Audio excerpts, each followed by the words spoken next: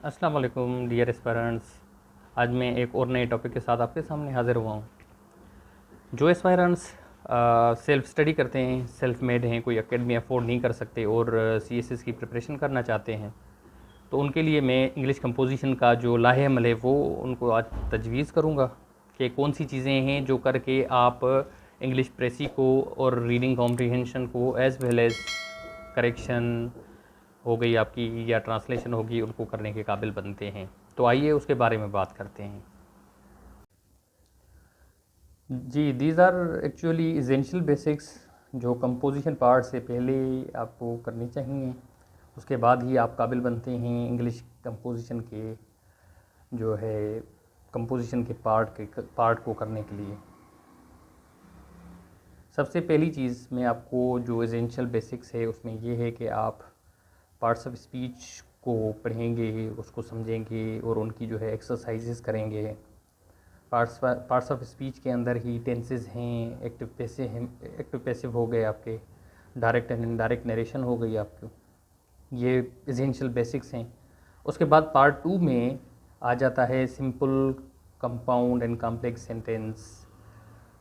तो जैसे सिंपल होता है, एक सब्जेक्ट होता है, एक प्रेडिकेट होता है। तो लाइकवाइज जो है आप कंपाउंड और कॉम्प्लेक्स सेंटेंस को पढ़ेंगे, noun phrase, adjective phrase and adverb phrase को पढ़ेंगे, नाउन क्लास, एडजेक्टिव क्लास और एडवर्ब क्लास को पढ़ेंगे। ये चीज़ें जो हैं आपके कंपोजिशन पार्ट को बिल्ड करती हैं।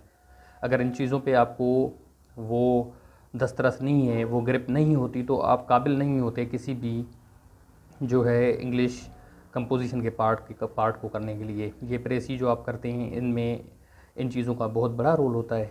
इनको करना आपके लिए नागुज़ीर है अगर आप इंग्लिश कंपोजिशन का पार्ट खुद से करना चाहते हैं और पास करना चाहते हैं। तो उसके बाद पार्ट 3 आ गया आपका, वो एनालिसिस हो गया आपका।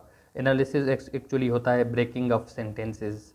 वो सेंटेंस को ब्रेक करता है डिफरेंट पार्ट्स में, पार्ट्स ऑफ स्पीच के डिफरेंट पार्ट्स में उनको ब्रेक डाउन करता है, तो उनको हम एनालिसिस कहते हैं। उसके बाद सिंथेसिस हो गया, ये जोड़ता है चीज़ों को।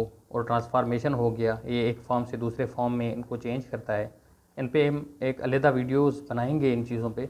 बट आपको अगर आप सेल्फ स्टडी करना चाहते हैं तो ये चीज़ें आपकी एसेंशियल हैं आपके इंग्लिश कंपोजिशन की प्रिपरेशन के लिए। आप इसको प्री समझ सकते हैं। मेन आपका इंग्लिश कंपोजिशन हो गया, ये आपका प्री है।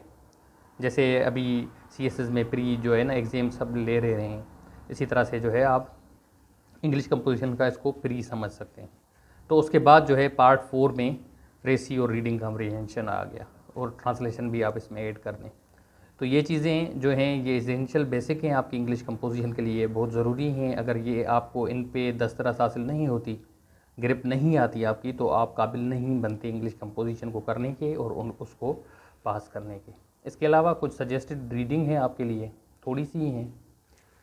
तो ये जो अगर बेसिक्स वाली चीज़ें हैं, टेंसेज, एक्टिव पैसिव और डायरेक्ट एंड इनडायरेक्ट नरेशन है, ये अफजल अनवर मुफ्ती का एक छोटे बुकलेट्स हैं। आप इनसे प्रैक्टिस करें इन चीज़ों को।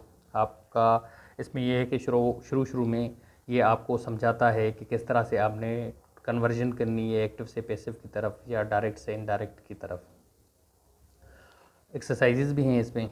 उसके अलावा एसेंशियल इंग्लिश ग्रामर है for elementary and secondary levels. ये दोनों आपने करने हैं। अगर आप बिल्कुल बिगिनर हैं तो एलिमेंट्री से स्टार्ट करें। अगर आप थोड़ी बहुत आपको इंग्लिश आती है, थोड़ी बहुत बेसिक्स का पता है आपको, तो एलिमेंट्री और हायर सेकेंडरी का भी एक ये बुक है इनका, रायमंड मर्फी का एसेंशियल इंग्लिश ग्रामर, इनको आप करें। और उसके बाद जो है और हर इसमें एसेंशियल इंग्लिश ग्रामर में हर चैप्टर के बाद एक एक्सरसाइज उस साइड से, राइट साइड से दी गई है। वो एक्सरसाइज आप करते जाएं ताकि आपको पता चले कि कहाँ आप स्टैंड करते हैं और आपको कितना पता चल गया है इंग्लिश के बारे में। उसके बाद जो है रेनन मार्टिन पे तो रेनन मार्टिन है। रेनन मार्टिन सीएसएस में बहुत अहम रोल प्ले करता है। ये बहुत कंपोजिशन के लिए, सीएसएस के इंग्लिश कंपोजिशन के लिए, आपके कंपोजिशन स्किल्स को बिल्ड करने के लिए एक बहुत उम्दा किताब है। ये बुक पढ़ना बहुत ज़रूरी है आपके लिए। इनके पार्ट 1 जैसे बेसिक्स मैंने बताया, और पार्ट 2, पार्ट 3 एंड पार्ट 4 बहुत ही उम्दा तरीके से लिखे गए हैं। आप इनको पढ़ें और इनकी एक्सरसाइजेस करते जाएं ताकि आपको खुद का पता चलेगा कहाँ आप स्टैंड करते हैं।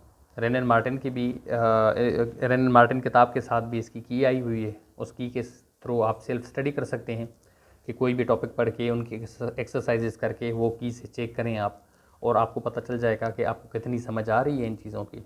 अगर ये बुक्स आप पढ़ लेते हैं तो उसके बाद आप बहुत ख़ुद को अच्छा महसूस करेंगे, बहुत अच्छी पोजीशन पे आप स्टैंड करेंगे। आप इंग्लिश कंपोजिशन का जो कंपोजिशन का रिटन का पार्ट है वो आप बहुत अच्छे तरीके से आप सरअंजाम दे सकते हैं। जैसे कि आपका प्रेसी हो गया, कॉम्प्रीहेंशन हो गया, ट्रांसलेशन हो गया और करेक्शन वाला पार्ट हो गया, तो ये सारे आप कर सकते हैं। Thank you so much.